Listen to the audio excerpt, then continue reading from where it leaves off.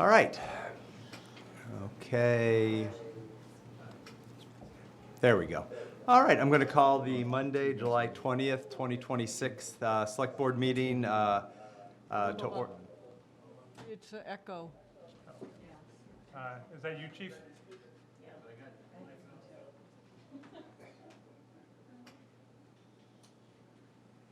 It's not the day for technical issues. All right. Okay, so I call the meeting to order, July 20th, 7:07 PM. And we'll get started now. We have Jim McKay, Ellen Rosenfeld, myself, Mike Gazinski, the town administrator, and not Karen. No.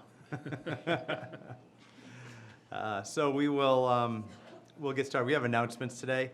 We have a bunch of announcements. Some of them are unfortunate, but we'll start with the first one.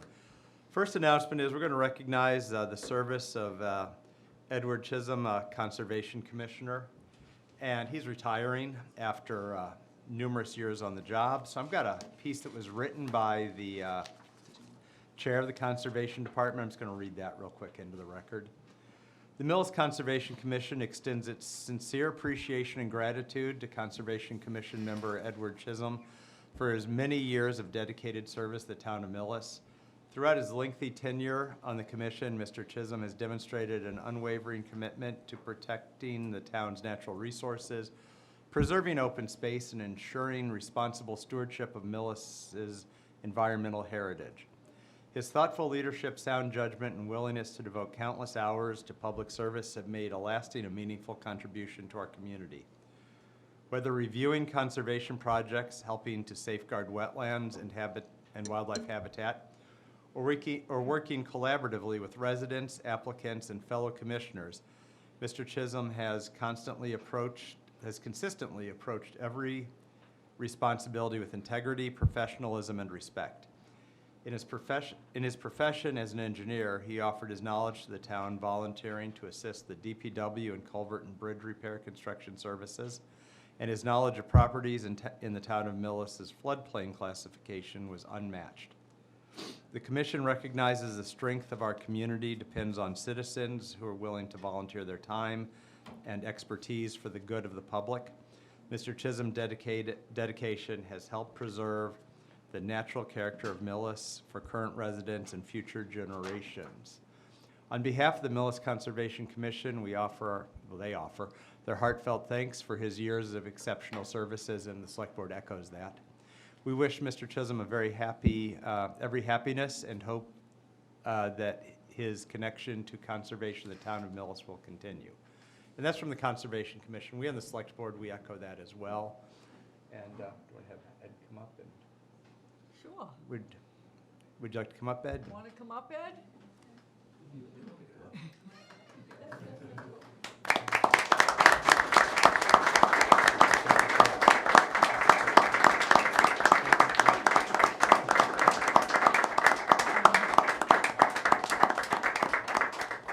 If you'd like to say anything, Ed, we have the microphone there. Not me. You want to say anything or not? You want to say anything? No, I perfectly happy that I'm still here and still alive. Ready to keep on moving. Okay. All right. Thank you. We'll come to you.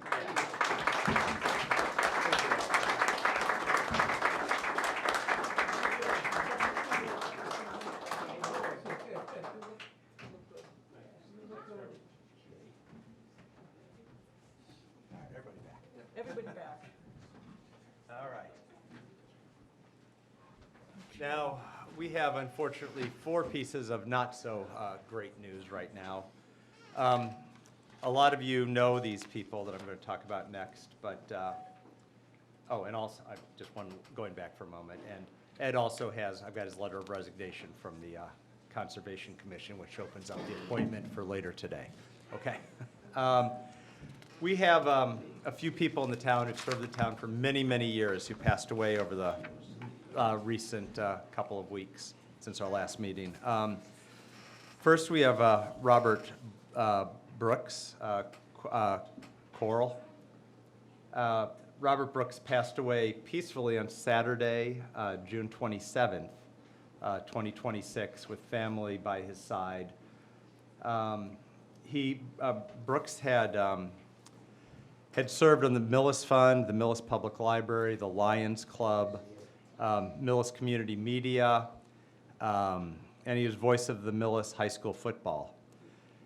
He was very, very active in the Council on Aging, and he'll be missed there. He was the treasurer, wasn't he, Anne Marie? Yeah. And his kindness and civic spirit and unwavering support for our senior community touched many, many lives. Right. Indeed. Anne Marie Gagnon, Council on Aging Director. It is with heavy hearts that we do remember Brooks Coral, who was a true friend to all the seniors in town amidst all the other wonderful organizations and activities he participated in and supported.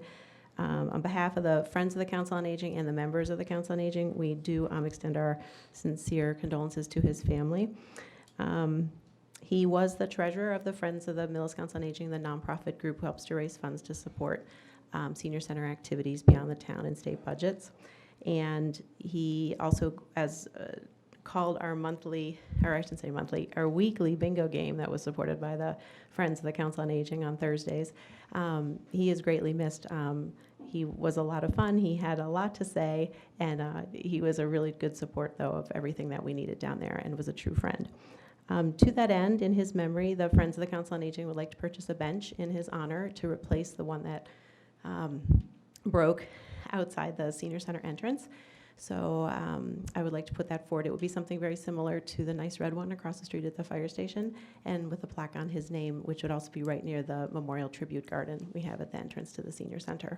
I'll bring that information forward at your next meeting. So thank you. Thank you. All right.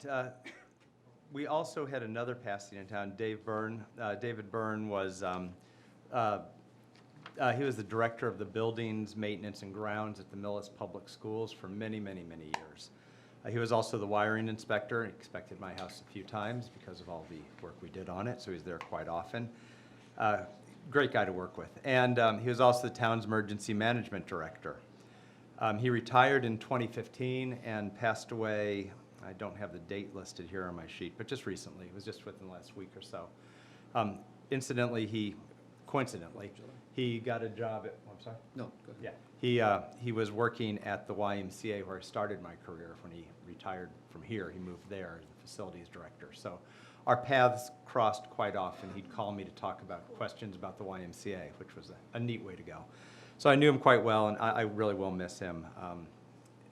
He was an asset to the community. Anybody else like to say, Jim? Yeah, sure. I worked with Dave, and all the time that I worked in Millis, Dave was he was a professional, he was a friend, and he will be sorely missed.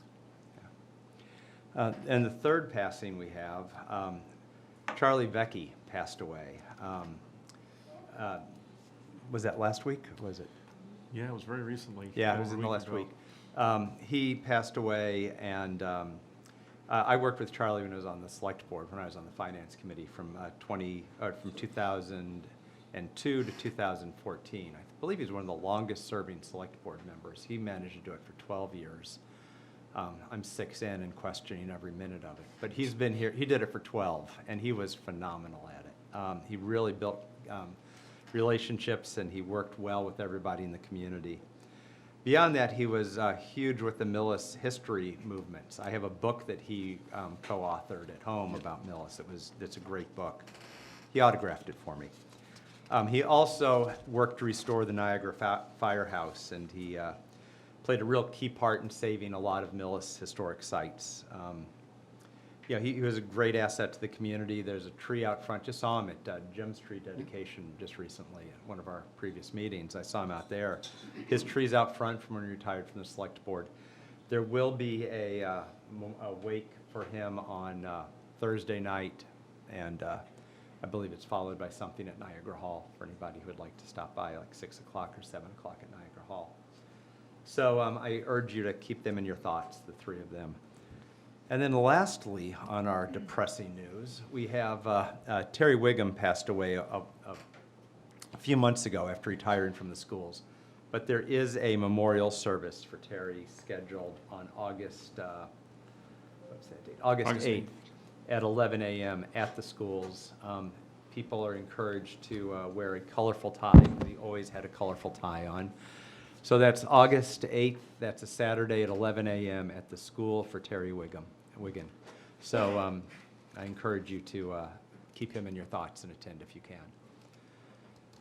And now, feels like I'm doing the nightly news, all this. And now we're moving to something more fun. We have the first annual Millis Community Day event. That's going to be Thursday, August 20th, 2026, from 4 until 8 p.m. So it's a Thursday night from 4 to 8. There'll be canine demonstrations, kid zone, face painting, chili contest, food and entertainment, and much, much more. It's located in the town field, directly behind this building, so anybody who's available, love to see you show up for that, August 20th. There will be alcohol. I can't stress that enough. Only if we approve the permit. So, moving on after that, we also have more fun news. We have the Millis Community Summer Concert Series. August 5th is, this is happening at the bandstand, correct? Yeah, at the bandstand, yep. And free admission, they all start at 6 p.m. This is all on the website, which we're working to refine, which is the next item on the agenda. But August 5th is Flashback, August 12th, the radio, August 19th, Carolyn Ray and the Rumors, August 26th, School of Rock. Special family event on the 19th, and bring your lawn chairs, family and friends, and looking forward to seeing everybody there. All right, last item is the new website. And it's pretty much brand new. It's 2 weeks up, I think. It's been up for about 2 weeks. 3 weeks. And if you've ever launched a website, you know it's a process. So we're working on it. There's a lot of it that's working really, really well, and a few things that are in need of a little work. One of the things, Jim, this is for you, we're working to get a calendar section that is completely dedicated to municipal meetings, not chair yoga with Tony. So, which is a wonderful program, but I was looking for planning board. So we're gonna have two calendars, the fun calendar and the boring calendar, but we'll get there. So there is a, if you visit the website, there is a way to provide feedback on the website. Realize it is a work in progress. These things take time. We're excited that it will be much better when we're done and easier to find things. But this gives us the tools to build a better website, even though it's not there yet. And with that, unless anybody else has another announcement, I believe I've made it to the longest announcement section we've ever had. I have one more announcement, my mistake. Oh, yes, We the have most important one. the most important one. This has been the longest retirement. I know. This is the retirement that won't end. But this is a shovel that we got for Jim. 20 years of dedicated service and contribution to the town of Millis. So, thank you. Thank you very much. It wasn't ready as proof like There we go. Thank you. I believe until you leave the select board, we're done honoring you for a Thank you. bit. That's good. All right. Okay. Now, a municipal moment. This is the Charles River location marker presentation. There we go. Is your computer going to give me feedback again? It is not, sir. Okay. I went into the hallway and fixed it. All right. I tried. Thank you. Thank you for having us. I'm sorry that it comes after all those sad news. I was lucky enough to work with all those men. They all contributed in their own way to Millis, and they are what made Millis great. So I'm sorry to hear about all of them, and my condolences to their family. So tonight, we're going to start off with a quick presentation on Emergency Riverway markers. This came about from a young, new firefighter paramedic that, after a training, said, "Chief, how do we know where we are on the river? You know, like if somebody's lost, how do they tell us? And if you're not from Millis, you don't know if you're on the Dover Road end, you don't know if you're on the Forest Road end." So Brandon Green started researching, came up with this idea. has done a ton of research, has put in a lot of hours, has worked with Jim McKay, Dave Ramachi, DPW Conservation Commission. He's reached out to state agencies. He'll tell you all about it. But he's put the work in, and what he's done is going to save people's lives. It's pretty amazing what he's thought of, what we're going to put into place. And without further ado, I'll turn it over to Brandon. Let him take the credit for it because he's really done a lot of work. So Brandon Green, our firefighter paramedic. Thank you. That was such an amazing introduction. I don't know if I live up to that, but that's really great to hear from Chief. Thank you to the Select Board for having me speak today. Thank you, Chief, once again. Yeah, so this project, basically the objective of this presentation is just to get people familiar with. I presented about a year ago to the Emergency Management Board. I believe some of you were there, some in the audience were there. Yeah, and we talked about, you know, what's coming down the pipeline in this case for this project. Yeah, so provide information about the fixed markers, you know, what material, where they're going to be placed, kind of what's happening on our side, and then answer any questions that anybody might have. So just a little background, Chief already mentioned that we were doing the ice water rescue training. There was a couple of incidences before that kind of got the juices flowing, speaking with different members of the fire department. We had missing persons where he was, I think, down by the Village Street area. We didn't know where he was for a while, and then we had a canoe turnover in the Charles. Luckily, it was just a random canoe that just flowed down the river. Nobody was hurt, but still got my mind thinking about how we could do better. Just to put things in perspective, you know, a person can drown in a little under 20 to 60 seconds in just a little bit amount of water too. You know, 2 minutes, people can become unconscious, and then within 4 to 6 minutes, we have, you know, lack of oxygen to vital organs. And if you look, the national average for ambulance response time is 7 to 8 minutes. So just right there, we're already behind the 8 ball with that. Biggest thing for us is our training, but it's also what we want to do for advantages going forward is response times as well. So if we can limit the length of the response time, obviously it's going to help the patient and the community greatly.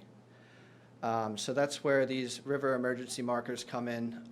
This is an infrastructure that we can place on the river where, you know, a boater goes by and sees the marker right on the side of the bank of the river and can say, hey, you know, I'm calling from this marker. Can I have some help from here? So it's quickly to locate for medical emergencies, obviously water rescues, lost persons. And then, you know, we're assigning, as we continue, you'll see, we're assigning unique ID and GPS locations within our program. And it also helps our mutual aid partnerships, Medway, Medfield, Norfolk. You know, if we have a missing persons, we need to start doing stuff. We can clearly and define and say where to go for them without too much of a problem. So for the next part, this is kind of what it looks like from our side. We have this location marker right here. It's kind of a little red triangle. We can pull up some information on it. You know, where is this? This is the Millis Medfield Sherburne Junction. So if we had an overturned canoe there and we're looking for the person, this is where we're going to start. This is kind of what it looks like from a more bird's eye view. You know, you got South End Pond here. Going to put markers around South End, and then just a numbered system. The markers will be numbered as you go up the river from Medway to Medfield. And I have an example of a picture of how it looks on the river. We placed this river marker right at Station 2. It was fairly easy to install with minimal disruption to the environment. We spoke with the Conservation Commission just to make sure that this was, an appropriate way to use our resources. They agreed, so we've been working closely with them, as well as the DPW. So this is how it looks from the middle of the river. I don't know how well that can be seen. So, it's not an eyesore. It's not going to take from the beauty of the Charles River going as you're kayaking or fishing or anything like that. This is what it looks like from the bank. And if anybody can tell me if they see it. Yeah. Blends nicely. No, yeah, exactly. So again, it's not an eyesore, and these aren't numbered yet. We're going to be ordering numbers soon. And then at canoe launches, we have information so that people can be aware that these are out there on the river. So the one thing I think that he kind of missed on it is, we reference these like mile markers on the highway. But what this will have will be numbers. He'll have a QR code that you can pull up on your phone. It'll give you all the emergency numbers that you need. But it'll also give us a number of where you are. So when they call it in, I'm at mile marker, blah, blah, blah, we can pinpoint it on that system and go right there. Then we know where to launch from to make that rescue. So he left out how much work he's actually put into it. So. So that's basically the end of my presentation. Special thanks to the Charles River Watershed, Army Corps of Engineers, the Millis Emergency Management Board, Conservation Commission, select members, Dave Ramacci, Jim McKay, and the Millis DPW, and Chief Barrett for all of his support. Anybody have any questions? Yeah. You go. Questions? No, go ahead, please. How many total? How many total? Right now, about 18 we have. People were asking about, is it a certain distance from Right, each yep. mile marker? It's hard. The Charles is so windy, so, we're trying to limit the amount of markers that were out there, but to maintain the same, like a good grid, Okay, but you mentioned, this is going to sound silly, but you mentioned there's a code. So who's doing that? The person that's in the river, or you that's down there trying to help find the person in the river? That's going to be for the boaters, swimmers, fishermen. If Okay. they can scan the QR code So when their phone is in the, in the water. I Yeah, don't want to say the obvious, yeah. then, okay. Again, Okay. it's not, I have a box that's waterproof that my phone goes in and it but floats. we don't all. Come on, bag. yeah, And right. if they don't have a phone, we're not gonna get notified anyway. Yeah. The problem is, I hear ya. I just. Waterproof box. It works Okay, and then beautifully. finally, how are they in the swampy So ground? we spoke with the Charles River Watershed to get the appropriate material so it wouldn't disrupt any ecosystems or anything like that. It's galvanized steel, so basically the poles that you see on the street are the same ones that are going into it's a little pointed, so we can just kind of bash it in a little So bit. it's not in a bucket of concrete? It's not in a bucket of concrete, Got it. no. Okay. That's all I got. What do you got? How far apart? Yeah, again, it's not a perfect system. No, that's good though. If you're a solo boater out there, I mean, hopefully you let somebody know. Right. But it's just giving people a chance or an option to get pretty, Love everything. get rescued, yeah. Absolutely. So just Put- quickly, great resource, use of resource. Right. Great job presenting this. Like I said, I remember a year ago when you presented it to us, and it was great to see it's finally getting done. Good job. Thank you, sir. Thank you. All right. Thank you. and Thank you. we strongly believe that when other towns see this, Yep. they're gonna jump on board, because the Charles goes all the way to the city, and Oh, yeah. it's a good way for them to have this, so. Yeah, that's an important aspect of that is that Millis will be leading the charge on this project if it takes off. when it takes off, because it will. Exactly. As it is I taken. think we should patent it, and then See if we can get something. Yeah, a little exactly. bit, no? No. No. Nice try, though. Any Okay. other questions? No, thank you, though. Thank you. Thank you. Audience Thank you. questions? Good, thank you.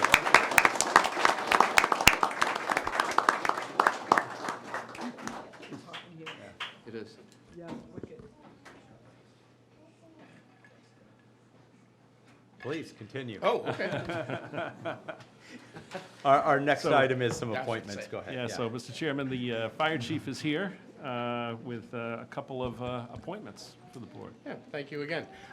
So upon the retirement of Lieutenant William Schultz, we had an open lieutenant's position. We've chosen Joseph Sullivan. Joe has been on our department for over 13 years, 7 full-time as a firefighter paramedic. He was one of the first groups to go through paramedic school. Joe's been a great manager. He has a lot of experience in working with employees, organizational skills, and he's been a big part of the growth of our department. So I'm here tonight to recommend Joe Sullivan for the position of full-time firefighter, lieutenant paramedic. Mr. Chairman, upon the recommendation of the fire chief, I'm requesting that the board vote to ratify my appointment of Joseph Sullivan to the position of lieutenant paramedic in the Millis Fire Department. I move that the board vote to ratify the town administrator's appointment of Joseph Sullivan to the position of lieutenant/paramedic in the Millis Fire Department. Second? Okay, it's been moved and seconded. All in favor? Aye. Passed unanimously. Thank you. I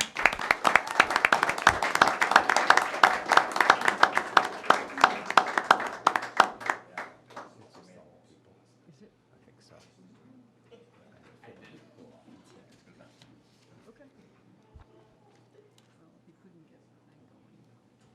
Yeah, I know. I'm losing faith.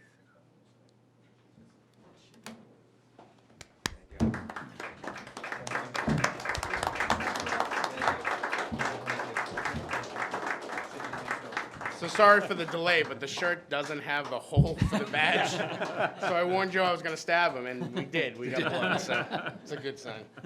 The second appointment tonight is, and strangely enough, the person who had resigned and left us is here this evening. The resignation of Will Santa Fe opened up a position for full-time paramedic.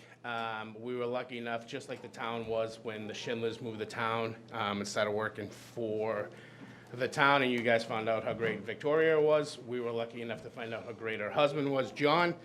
John joined our call department, quickly became one of us, became part of the family.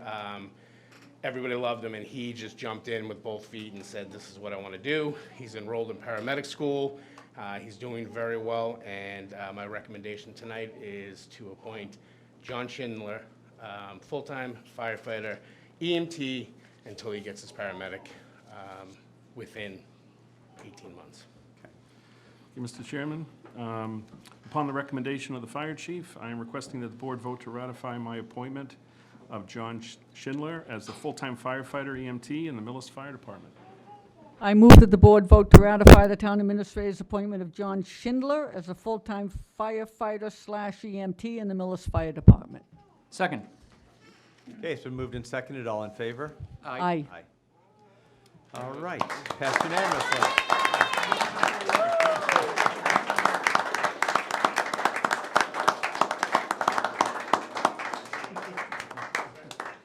I had to make him bleed too. It's not fair if we don't.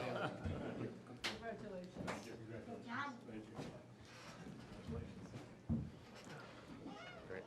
Thank you all. He's a good plumber, too. He's a good plumber, that's what it says. Yeah, you're on your own. Thank you. And now we'll get out of your way. It's going to cool down in here, I Roll think, that too. down. Get some bodies out of here. We hate seeing you leave, but we think it'll cool the room down. Yeah. Yeah. We're going to give them just a minute to clear out. And then on the hot seat, Yeah.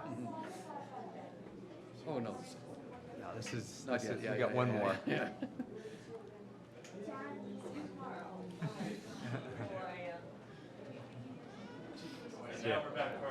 Yeah. All right. Dave, this is what I was always used to. It's like, Yeah. Sorry, Dave, they weren't here for your presentation. They never are.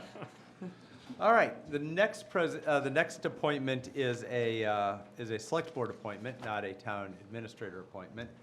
So with Ed Chisholm stepping down, we've opened up an opportunity on the Conservation Commission. And we have an applicant, I'm sorry, I've lost my place here. Alexander Kraplin, thank you. So we're making an appointment. This is not something that goes to the town administrator. The Conservation Commission has met with him and has discussed it, and they highly recommend his appointment to the board. And we have a resume as it is, of one of our applications attached, and having read it over, engineer, project manager in Norwood Engineering Company, worked for local conservation in Norfolk and Suffolk County. He's done a lot of work, so I think he's a great fit for us, and we're welcoming you on board. We'll take a motion. Okay. I move that the board vote to appoint Alexander Kraplin to the Conservation Commission for term ending on June 30th, 2028. second. Okay, it's been moved and seconded. All in favor? Aye. Passed unanimously. Would you like to say a few words, or? There's nobody here to hear you, but. Is anybody even here? Oh, They're out there. okay, All right. all right. There? Okay. So, Mr. Chairman, I was wondering this evening if we could, if the board could jump quickly, since we're after 7:30, to item 134, just for the continuance of the hearing for the Sure. Woodland subdivision, and then go back to the water, sewer, stormwater rate hearing. Okay. You ready? Yeah. I move that the board vote to continue, do I have to open the hearing first? No, No. I move that the board vote to continue the public hearing for a land disturbance and stormwater management permit for the Woodland subdivision until August 17th at 7:30 PM in room 229 of the Veterans Memorial Building. I'll second that. okay, it's been moved and seconded. All in favor? Aye. Passed unanimously. Mr. Chairman, on this, can we ask that one of the representatives make sure that they attend the next meeting? This has been on the books for quite a while, and we're incurring a lot of, well, the sewer station, lift station at Dover Road is part of this project, and the town is it's starting to break down. It's at its end of life, and that's been reported for the many, many years. So if somebody can come in and give us a little background of why this has taken so long. Sure, let's send out Sure. a letter and ask. Thank you. All right. The next item up, oh, this is one of my favorites, a hearing on water, sewer, stormwater rates. Live for these. All right, do we have to open the hearing? Yep. I move that the board vote to open the public hearing to determine the water, sewer, and stormwater rates for fiscal year 2027. Second? Okay, it's been moved and seconded to open the hearing. All in favor? Aye. Aye. Passed unanimously. Okay, why don't you come on up to the table? Anybody who's doing the presentation? Can we have a handout to the select board? Can we distribute? Absolutely. Mm. We live for that. You're living for a lot of things. I am. Right now, I'm just trying to avoid heat exhaustion. Oh, thank you. All right. Oh, there's charts with numbers. This is my kind of handout. I'm going to share the presentation with both on this one.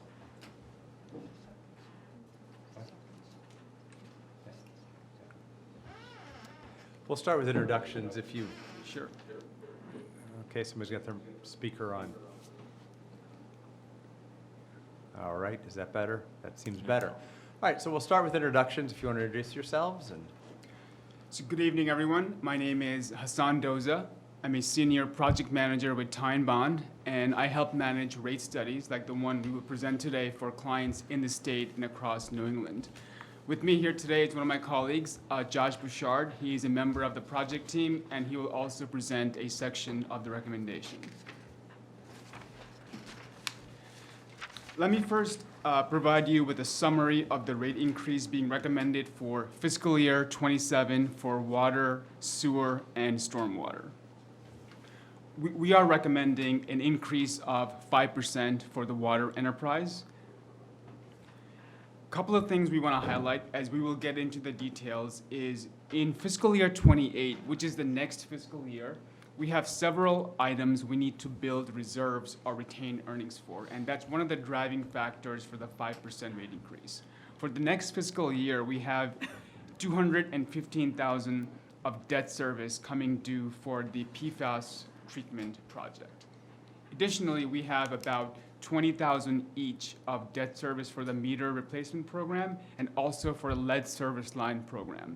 So if you add up the debt service for PFAS and these two projects, that's about $250,000 of additional debt service coming due in fiscal year 28.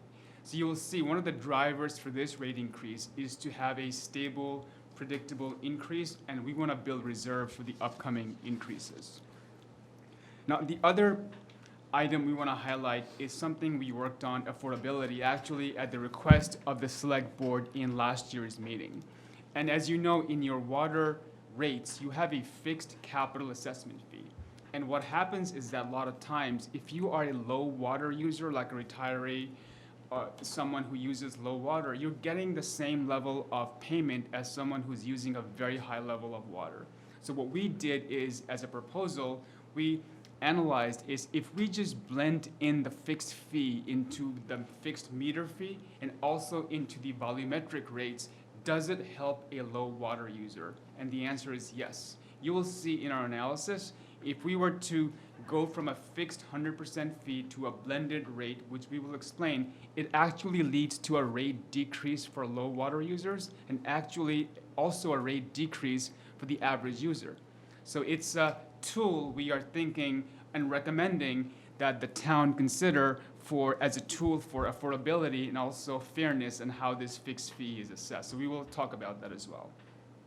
The sewer side and the stormwater side, I'm pleased to say, because of the hard work done by the DPW over the years, is in very good shape. So our rate recommendation for sewer is 3%, and our recommendation for stormwater is 2%. Let me just give you one example of the detail on the water enterprise, and this is exactly the similar thought process for sewer and stormwater. So I just wanted to walk you through our thought process as to why the rate increases are necessary. One of the reasons we recommend rate increases in general is to maintain the sound financial health of the water enterprise. And given the upcoming debt service cost in fiscal year 28, the two items I wanted to highlight to you is one is called the debt service coverage ratio. It's the line row highlighted in blue. And that's actually one of the more important ratios for a municipally owned water system. It means that you want to have sufficient cash flows to cover your debt service. And typically, a ratio greater than 1 is healthy, and a ratio greater than 1.5 times is very, very sound. So as you can see, if we approve the 5% rate increase, the ratio for debt service would be over 1.5 times, which would be deemed as a very healthy ratio. And the retained earnings would be close to $1 million, giving the town sufficient buffer for the upcoming expenses next year. The picture is the same for sewer. It's also a greater than 1 times debt service coverage ratio. And as I mentioned, the sewer enterprise is overall healthy. Our rate increase is to match the inflationary increases the sewer utility will incur in fiscal year 27. I did wanted to highlight the stormwater enterprise.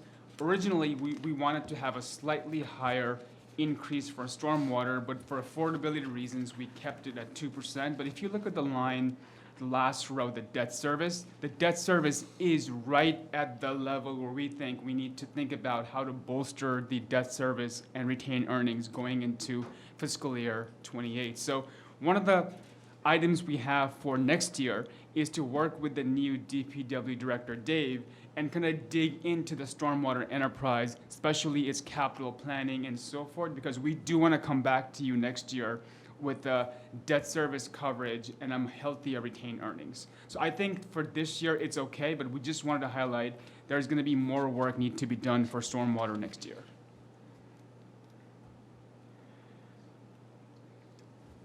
So this is the area I wanted to spend the time and give you a lot of time to ask questions. This is what we call one of our affordability tools. This is how we're gonna blend in the capital assessment fee into volumetric and fixed meter rates. So let me hand the presentation to Josh. He's gonna explain to you how we did it, what are the impacts, and I'm sure you're gonna have questions, and we would love to answer your questions, but Josh, go ahead. Can everybody hear me? Oh, it's a little too loud. So, as Hassan has alluded to already, what we did for this analysis is we took the revenue that your capital assessment fee generates year to year. It's about $900,000.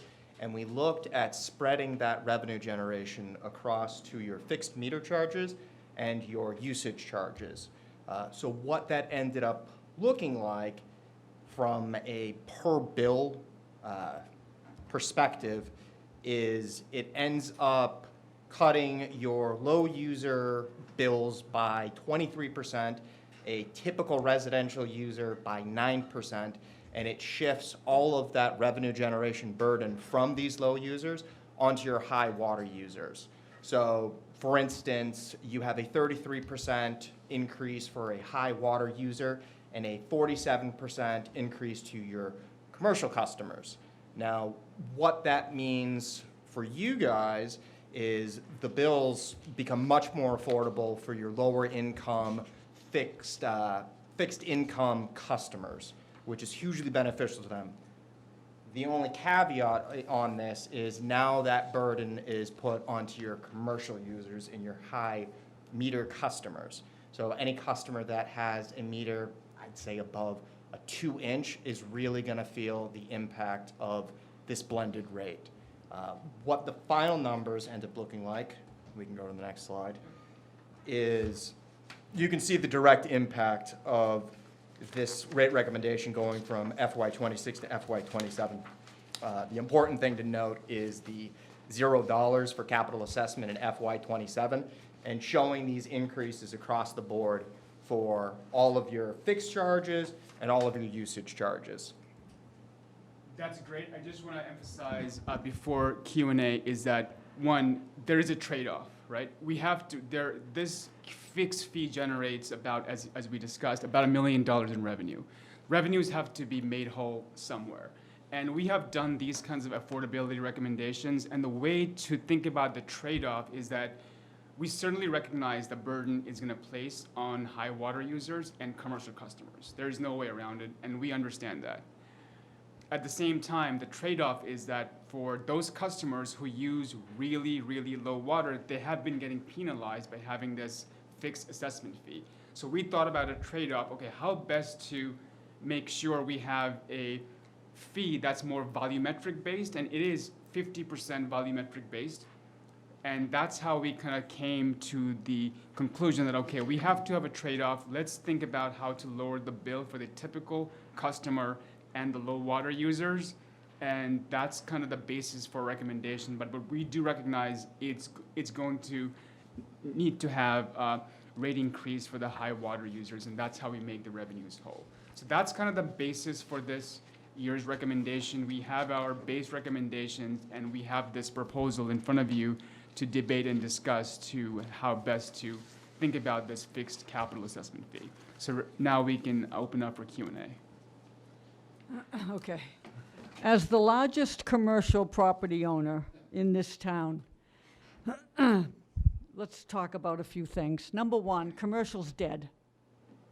It's dead. Nobody's building,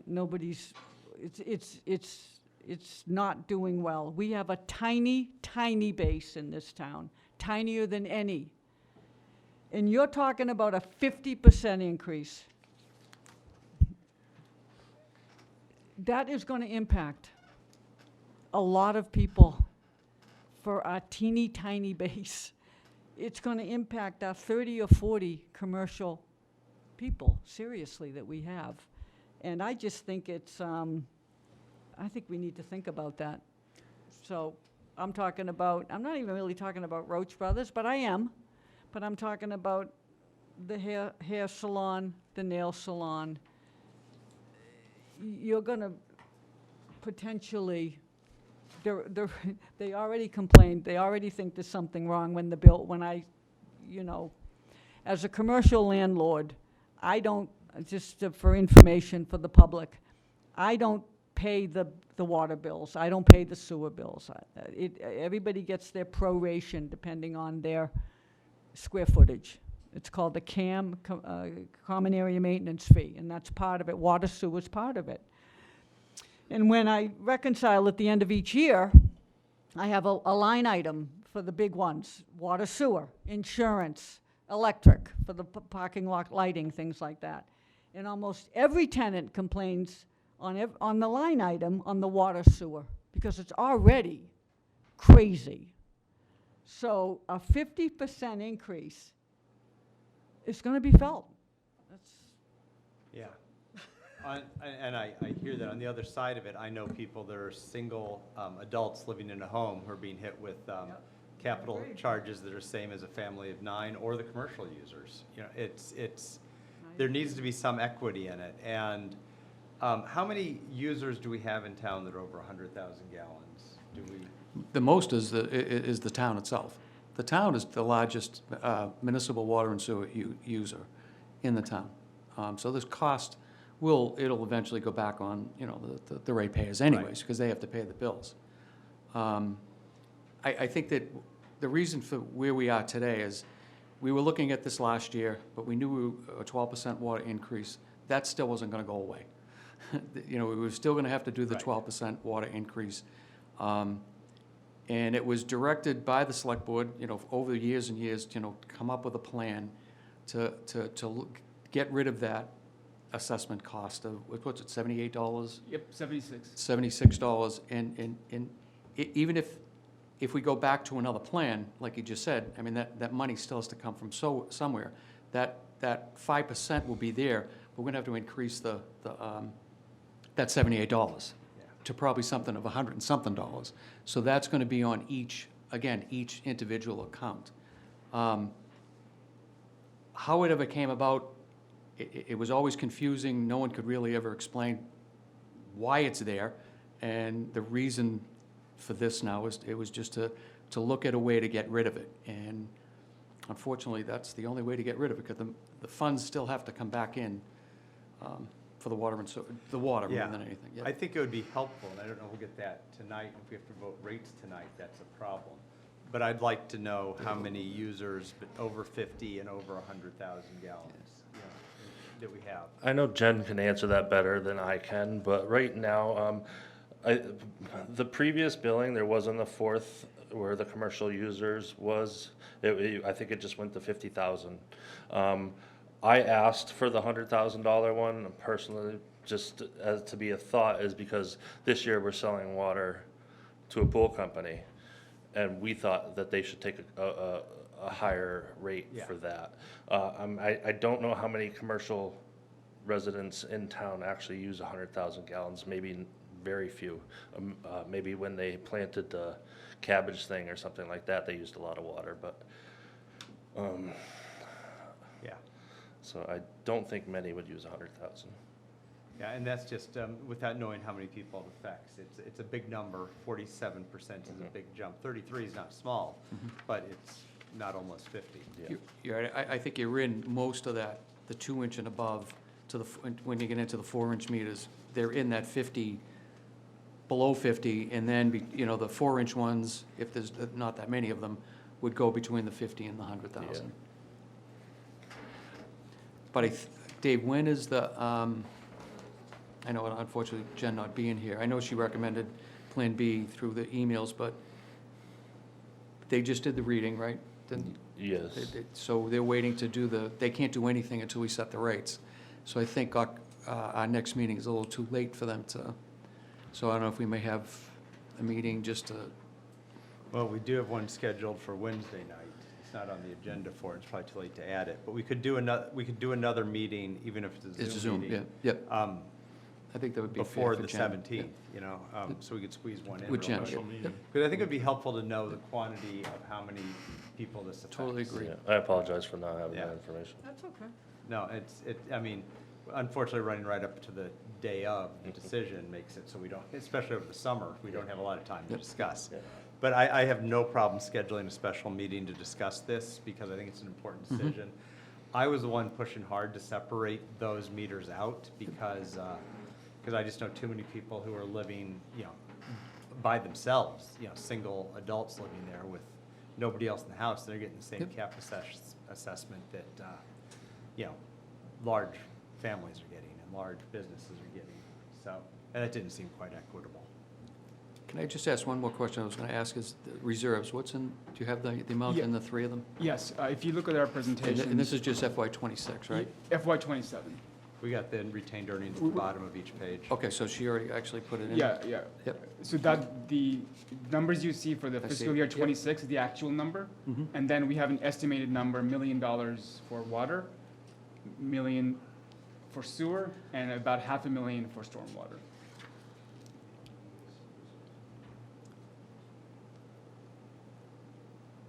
And that's in, you stated that was in a good, comfortable, It's the water and sewer, definitely. The Stormwater, stormwater, we yeah. just need to, Yep. as I mentioned, when we do the rates for fiscal year '28, we do want to look at, with Dave, a deeper dive Yep. into your capital program, because I think that's an area where we can optimize to see what is the nature of your capital program within stormwater. And we want to come back, and our goal would be to bolster the retained earnings. As you see on the debt service coverage ratio, it's right at par. Yeah. And we want to move it back up to near 1.5.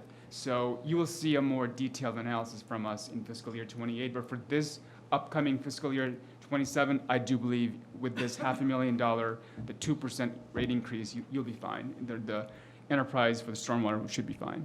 Yeah, and just a question, Dave. Where it says commercial, that's really not, it's not for commercial properties, it's for properties using 100,000 gallons of water, Correct. which would probably be commercial, but it's not every commercial property is getting a 47% rate increase. Yeah, because I think right now, the billing, it goes from, I think it goes from 25 to 50, and then it caps there.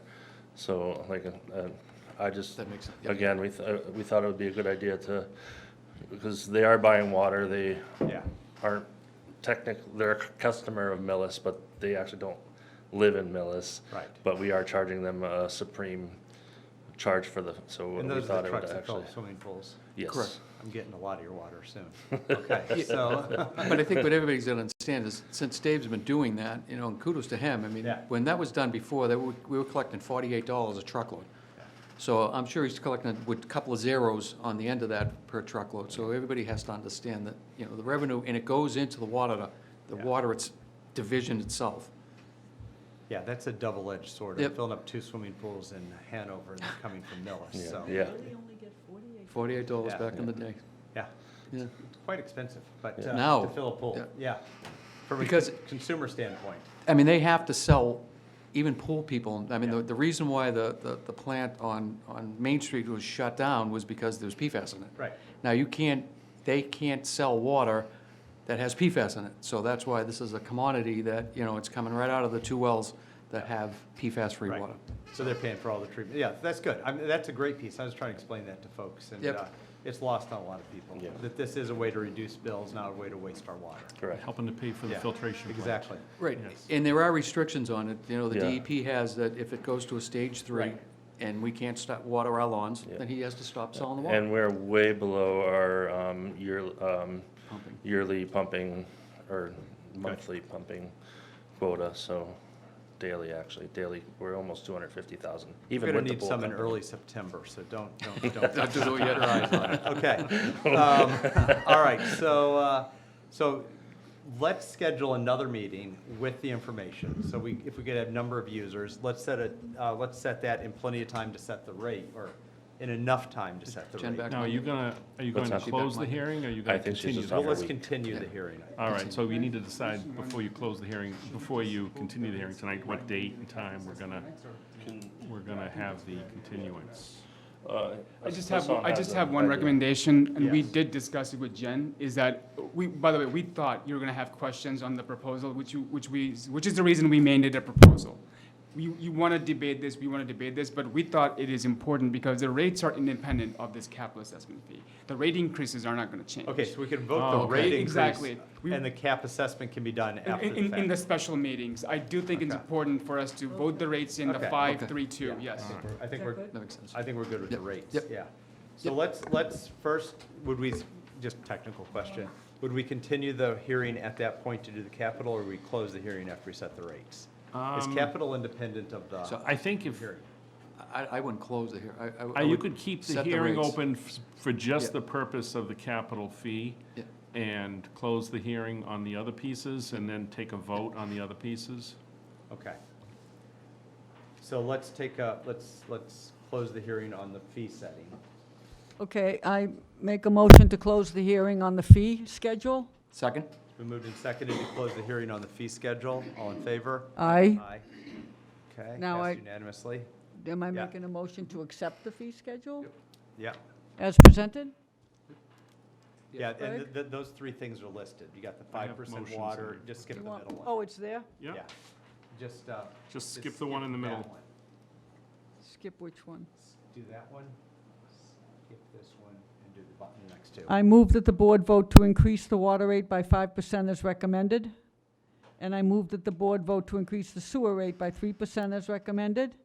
And I move that the board vote to increase the stormwater rate by 2% as recommended. And I second. Okay, it's been moved and seconded. All in favor of those rate increases as described, please say aye. Aye. Okay, that passes unanimously. Now we will continue the hearing to discuss the What are you calling it? Capital? fixed capital assessment fee. Assessment fee. Capital assessment. So I make a motion to continue the hearing on the fixed capital assessment fee. We need a date. need a date What- and Oh, what date to works for continue it everybody? to, what's the last date we can do it? I mean, what's our time? She's back Constraint. Monday, so I mean, I'd do any time. We can even do it Let's do it during in the 2 day. weeks. So 2 weeks from, I 2 would say weeks? that's the week of the last week in July, if we can do that, that'll be fine. That'll be, The last week of July? next That's week. 1 week. that's one, Yeah. week, yeah.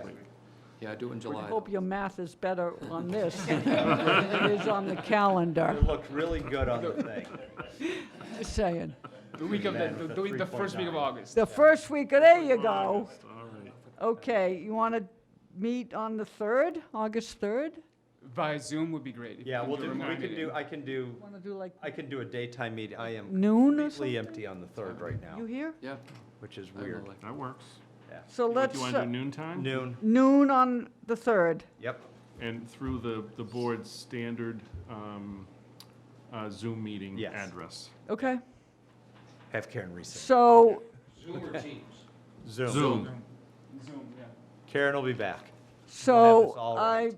I move that we continue the hearing for the capital assessment fee to noon on August 3rd. Second. It's been moved and seconded. All in favor? Aye. Aye. All right. Thank you very Thank you. much. Thank Thank you. you. Thank you.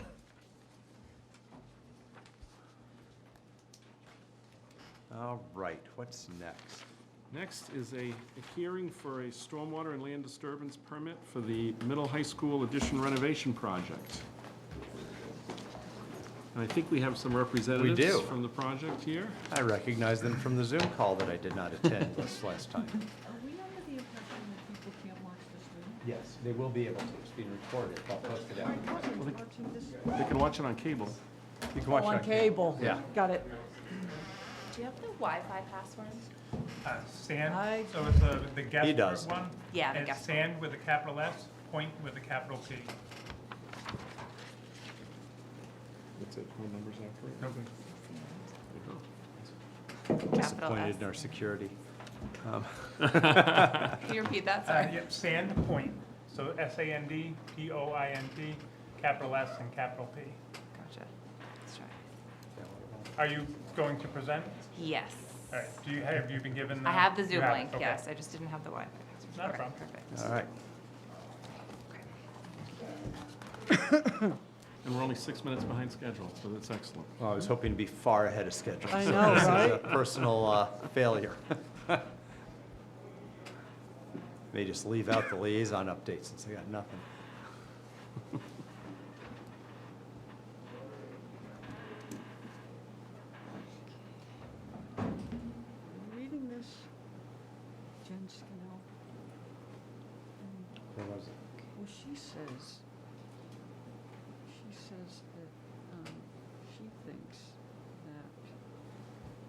Option D, the new rate structure.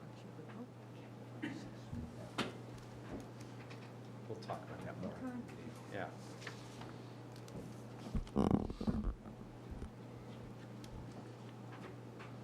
And just make sure your mic and sound muted. is off, yes. Yes, I muted that. Okay. Can you see it now on your screen? Yes. Okay, great. Kick it up. So good evening, everybody. My name is Matt Barnhart. I'm from TAPE Architects. I'm the project manager. So we're here to present the middle school, high school renovation addition project. I'm going to give a quick overview and then turn it over to the rest of our team. On the screen right now, you can see the site plan. Kind of off the screen, page north at the top would be Main Street. Off the page to the right is Plain Street. And then off the page to the bottom to the south would be Spring Street. So you can see Clyde Brown is kind of just cut off the top of the page. You can see the existing building there and the playing fields down to the right. I'm sorry, did you open the hearing already? I'm sorry, we didn't. I don't know. I'm all discombobulated here. That's you. Go ahead. Okay, That's sorry. fine, but go ahead. I move that the board vote to, No, no. no, no, Craig opens it. Okay. Well, Just reopen the. I move the board open the public meeting hearing to consider land disturbance and stormwater management permit for the middle high school project. Second. It's been moved and seconded. All in favor? Aye. That's actually my sheet, but go ahead. So you can see the new kind of site plan that we're presenting. The Clyde Brown's up the page to the north. You can see the existing middle high school kind of at the top of the page. We've got the new addition going to the south and to the east. To the south is the new middle school classroom wing.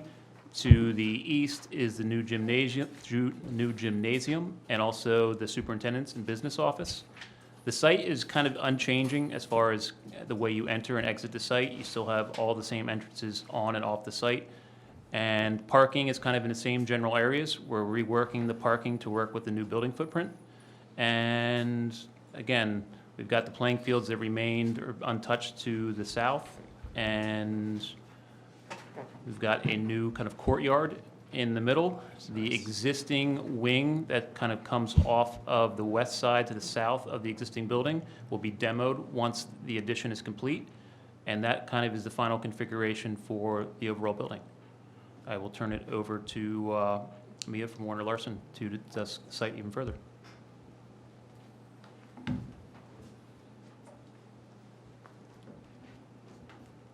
Hi, this is Mia from Warner Larson, landscape architect for this project. And as Matt just said, and the overall site plan remains unchanged.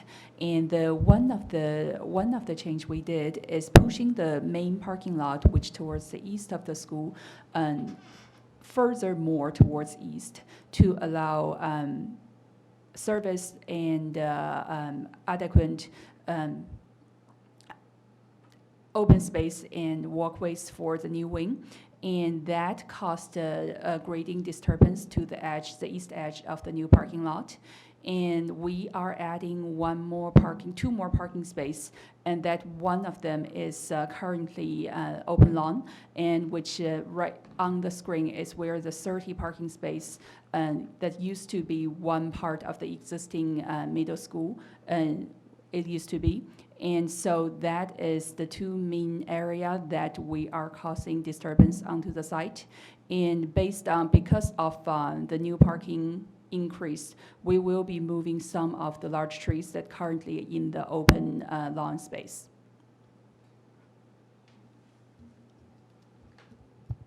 Michelle Callahan, I'm the project manager from Niche Engineering, the civil engineer on the project. So this is our overall site utility plan, and you can see here we're creating a new water loop, colored here in the purplish color. We're doing some sewer work, connecting into the sewer that runs between Clyde Brown and the middle high school. But most importantly, we're going to talk about the stormwater management system here today.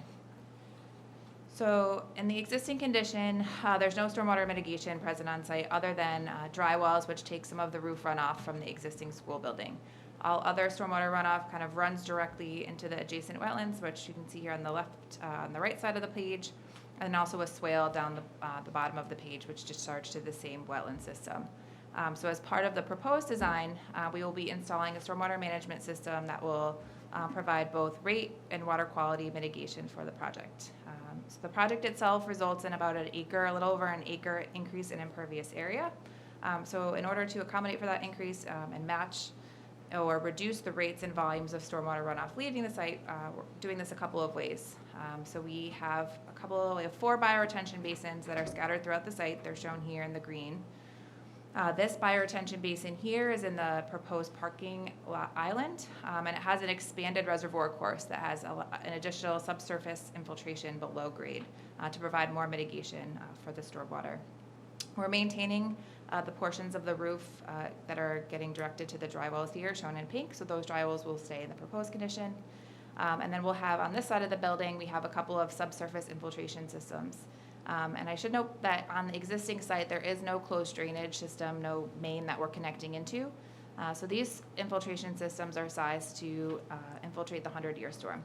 There is an emergency overflow, which discharges the water this way towards the existing swale here. But overall, these systems are designed to infiltrate that storm. You can see we have some additional water quality treatment before it gets into some of these subsurface systems here. You can see this is in the bluish purple here, water quality structures. I will just note that we have really good soils present on site. We did 11 test pits on site to confirm the soil conditions, all sandy, gravelly soils. There was no groundwater found in any of the test pits except for the 2 closest to the wetland system. And those stormwater systems, they allow 2-foot separation between estimated seasonal high groundwater and the bottom of our system. For water quality, we are providing water quality treatment. We will be providing 90% TSS removal, total suspended solids, as well as 85% total phosphorus treatment.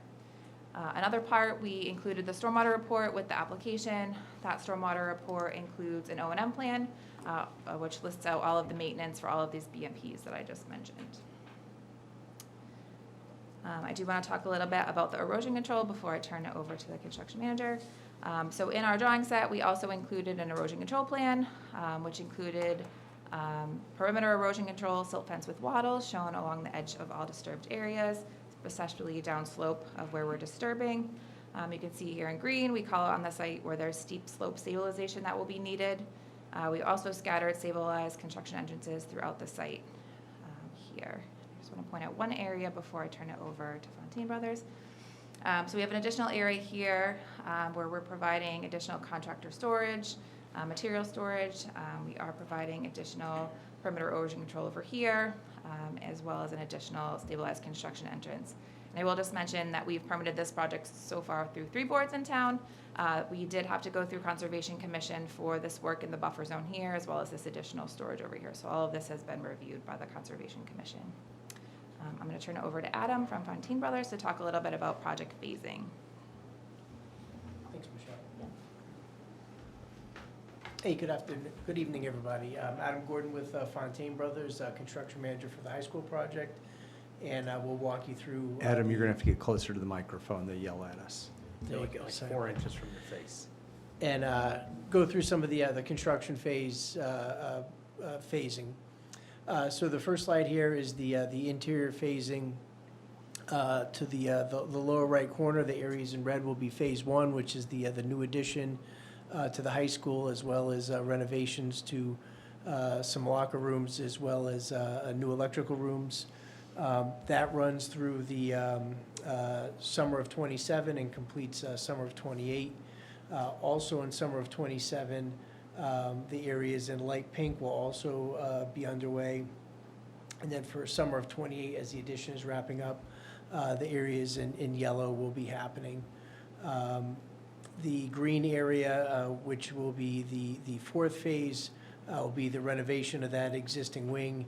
Once the addition opens, folks will move in. That will be happening from summer of '28 through summer of '29. As that is completing in summer of '29, the existing addition to the southwest will be coming off, and the project as a whole will be wrapping up. So this depicts what the site phasing looks like during the initial mobilization to the site. So the project mobilizes next spring in April to begin foundation work, installing site fence, as well as initial erosion controls. During that summer of '27, the plan is to get all the utility work installed, including the new stormwater controls and infiltration basins that Michelle had talked about. And that should all wrap up by the end of next summer. So what you're looking at here will be what the fence line and construction perimeter will look like for fall of '27 when school opens up.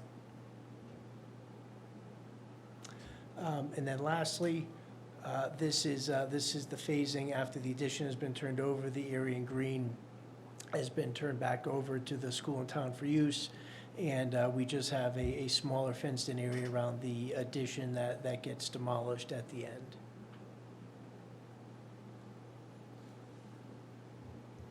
Happy to answer any questions that you might have. I asked all my questions during the planning board sessions. I'm very happy about a loop system. Anytime you can put a loop system in anything, that just benefits everybody Yeah. concerned. And I've seen these on the various Yep. meetings I've been to, so. Yep. Anything? All right. And you can see that the public must, because I don't see anybody out there with a question. Okay. Well, I got to close the hearing and take a motion, so, Are you closing it? I don't know, I didn't, I was opening it until just a minute ago. I move to close the hearing. second. Okay, it's been moved and seconded, all in favor? Aye. Aye. Now it's you, Okay. Where am I? right there, right there. I move that the board vote to grant the land disturbance and stormwater management permit as presented. Second. It's been moved and seconded to grant the permit as requested, all in favor? Aye. Aye. All right, All right. Thank you. thank you, we're done. Thank you. Thank you, guys. Appreciate your time. Thank you.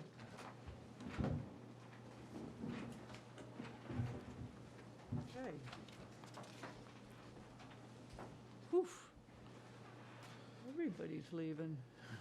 Oh, and Dave, you're left hasn't, has again. he? Okay, there he is. Now you know what it's like. This- Yeah. They're not here to see you, just accept that. Just opening that window Or us. helped. Yeah, just even that little bit. Crazy. All right, So, Mr. Chairman, in your packet, there is a letter from the DPW director requesting that the board approve the use of town meeting approved funds to pay for equipment for their meter replacement program. I did give you an additional document prior to the meeting from Thai Sales. Yep. Outlining the majority of what's being, sought this evening for approval. This evening, I believe the director is just asking for approval for the actual equipment, which we need to order. I believe we're looking to have authorized $917,633 for the purchase of the equipment from Thai Sales. So DPW director is here to give any other information and answer questions. What Mike described is what I would like to do. We're gonna start off with the antennas and purchase those so we can get those up and be able to start reading the meters that are capable of reading right away. And then we'll be purchasing meters and readers to start the installation, hopefully relatively soon. Amanda, the office manager, has created a contract, and it's been gone over by town council and Thai Sales to make sure everything looks good for the installation of that, and we'll look for that once the contract's signed for that, because we're not exactly sure where that's gonna lie. The guys from the water department have been installing a lot of readers, so that's gonna help with the costs at the very end.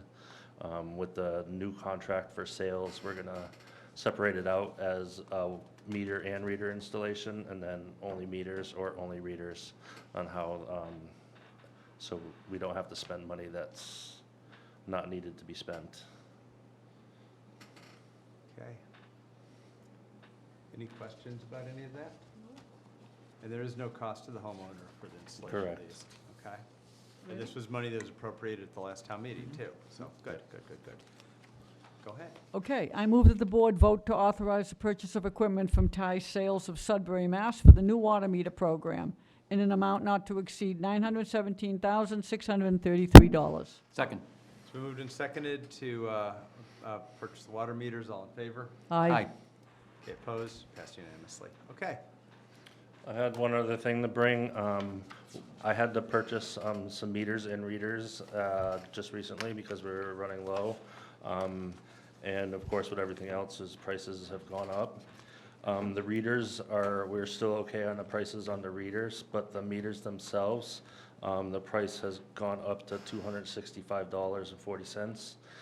We're currently charging $180. So I'd like to get permission to charge the $265.40 for what it would cost us. And that would include a meter and the meter horns.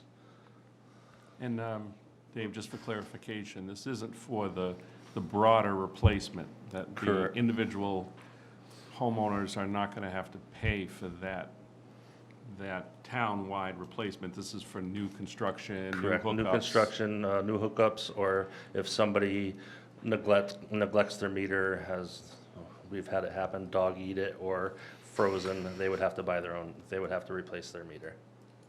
We need to get dog not eat edible meters, apparently. Must be a big dog. It was many dogs. It was many dogs. There were many dogs. Are we rounding up to 270, Mike? That would be your choice. I'd like to round up to Yeah, 270. that's how it's I'd like to round up to 300, but Yeah, that's just me. I'm with you, but. Can we get Pat cheers? Jim We have Duffy, had 343 chips. Exchange Street. Yeah, I was going to ask that question about why are we doing this at cost? There's administrative costs to execute purchase orders, pay bills, holding, et cetera. I would say $1,000. Are those administrative costs included in a permitting fee that we charge? Or is that? No. No? Okay. So, yeah, so So you could round to a number with 2 zeros in it if you'd like, I like a nice even number. 300. 270's good. No, really? That's what's up, it's up to Well, the what do other board. towns are charging for it? We're buying it at 265. We've always charged exactly what it costs. know. Yeah. Because then the person could say then, why can't I go, just go buy it? why can't I go buy it? All So right, let's that's round why- it to 270 instead of 265, because it's going to be 270 by the end of the year. Exactly. Yeah, yeah, probably go up within 6 months. Okay, I move that the board vote to approve an increase in the water meter charge for new water hookups from 180 to 270. Second. It's been moved and seconded. All in favor? Aye. Aye. Aye. Okay, and if it goes up in the near future, come back and see us. Don't All let right, it go will from do. 180 to 270. Let it go from 270 to 280. Well, honestly, it went up from this quote, which was not too long ago, Yeah. to now. And, So- but it might have been because we're getting 1,000 of them too, Yeah. so. So yeah, as it goes up, just keep us We informed will. so we don't let it go too long. Okay. Thank you very much. Thanks, Dave. Thank you. Thanks, Dave. Have a good All night. right, here's the big one of the evening. So, Mr. Chairman, The important one. for the upcoming Millis Community Day, the organizer of the event has requested that the board vote to approve a one-day alcohol license to the Black Harp from 4 p.m. to 8 p.m. on August 20th, 2026, contingent upon the payment of the $100 fee and town council approval. We just need to do a little check to make sure all Yeah. the dots and that we have on the i's and the t's are crossed. But this is a mobile pub, which is a different concept. They're located out of Upton, but they are interested in coming here and serve. And we have reached out to the local vendors, local restaurants as well. So we have gotten no confirmation from them yet. So perhaps for your meeting, your special meeting on Yeah. on the 3rd, they may get their paperwork in by then. Yeah, the cidery and others that are local. Yeah. Oh, But we have reached out to them. Okay. I move that the board vote to approve a one-day alcohol license for the Black Harp on August 20, 2026, from 4 PM to 8 PM, which is going to be Millis Community Day, contingent upon payment of the $100 fee and town council approval. Second. Okay, moved and seconded, all in favor? Aye. Aye. Great, thank you. So the next item, Mr. Chair, and we're fortunate to have the IT director with us this evening for other reasons. But we have a request from him for the board to approve the master services agreement with Tineo Consulting, also known as World Band, for fiscal year '27. They provide the town's managed IT services, including network monitoring, server and workstation support, data backups, coordination with hardware and software vendors, and all their staff are familiar with the municipal systems and have provided consistent and responsive support across departments, including police, town hall, and other offices. The agreement maintains the existing scope of services at a monthly cost of $4,713 for a total annual cost of $56,556 over a 12-month term. Anything Okay. else you want to cover, or is that Heck of pretty a much it? contract. Yeah, it is. Like 20 pages. Was this all the whole YouTube thing, just a clever ploy to get us to realize the need for additional assistance? Yeah. Because it could go either way. Because it worked. Yeah, I mean, Yeah. there is no increase from last year's pricing. Last year, we entered into longer contracts. We were month to month before, but now we're just doing them as contracts.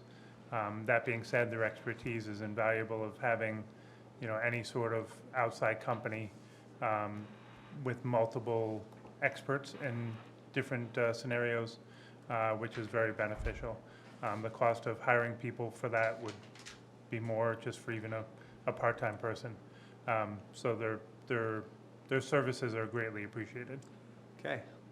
Okay. I move that the board vote to authorize the town administrator to sign the master services agreement with Tineo Consulting, Inc., DBA World Band, for fiscal year 2026 for an annual cost not to exceed $56,556. Second. It's moved and seconded, all in favor? Aye? Aye. Passed unanimously. Thank you.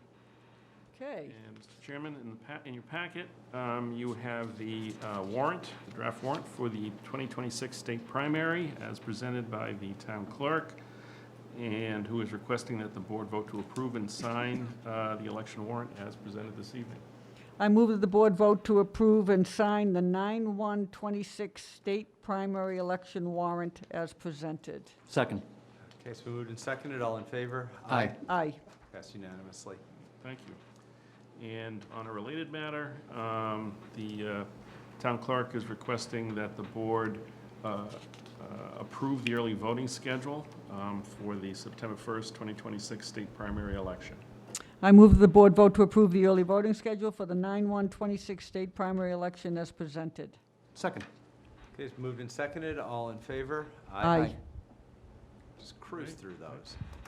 I'm gonna skip liaison updates since I have nothing. No, you're not. No, the school committee did a wonderful job summarizing the meeting I intended to attend. You intended to attend? Yeah, okay. No, I Are didn't. do anything. liaisons next? Yeah? What Isn't it? happened to the water sewer commitment? Oh, it's coming up. Oh, Oh, that's in there, don't worry, that's always the last item, That's that's how we next. know we're Are we ending. ready for it? Yeah, not yet, not yet, No. she's got- Oh. apparently got do you some have bragging liaisons? to Do you do. have any liaisons, Jim? I just have had a couple of open meetings with residents. Other than that, nothing, no. But yet, no cemetery, nothing. I know, I haven't really either, but I had an energy. You have a list. I had an energy meeting on June 30th, which was pretty cool. Gotta go. What? This chair's gotta go. Yeah, there's a couple of them. They were just talking about solar sighting with the zoning bylaw, no big deal. We're talking about Tree City again. Is that going to be on the next agenda for the municipal moment? That's the plan, yes. It's the plan? Having the tree That's my warden request, in yeah. and the folks. Okay, that the would- Local tree service. that would be that cool. participated in that. I attended the planning board meeting, which was pretty fun, because I had something on. but nothing really to report. What about the FEMA meeting? Should I talk about that for a second? That was cool. Yes. So we had a FEMA meeting, because we're trying to change the map back, and it was very informative. We're going into Phase 2, and the consultant, Weston and Sampson, made a very good case for the fact that we should prevail in some manner, right? I mean, maybe we don't go back to where we were, but it will be better than... Much more likely than not that we will Right. get some relief. And that all of this mapping that hasn't been done since '75 is going to help us. So it's not for naught. I mean, it's upsetting, but it's not for naught. So that was good. And that's all I got. Excellent. All right, Mr. Chairman, in your packet is the water and sewer commitment for the month of June. So I'm recommending the board approve that water and sewer commitment in the amount of $3,112.26. I move that the board vote to approve the water sewer commitment to the collector for June 2026 in the amount of $3,112.26. Second. Moved and seconded, all in favor? Aye. All right. Thank you. And last but not least, on the open agenda, your draft minutes for your last meeting on June 15th are in your packet. Requesting your approval.